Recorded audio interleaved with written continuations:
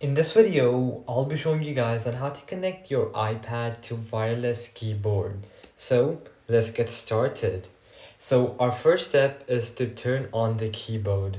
So as you can see, there's a power button on this keyboard. So there is a similar button on literally every wireless keyboard. So make sure that you turn it on first of all. Then there's also a Bluetooth button or a switch. So in this case, as you can see, there's a button right there, connect, under connect. So just go ahead and click that as well.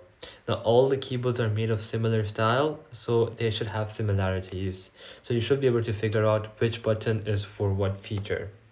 Now once you have clicked the Bluetooth button, then what you're gonna do is you're gonna open the iPad settings. From here, you're gonna head over to Bluetooth and make sure that it's turned on.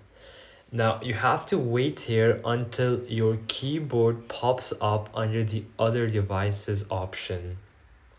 So once it pops up, you're gonna click on it and then it will connect and show connected. And there you go, your keyboard is connected.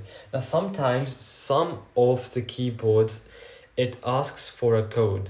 So for example, it shows you a code on your iPad and it says you to type this code from the keyboard you just connected. This is just some kind of verification, so just go ahead and do that if it pops up in case.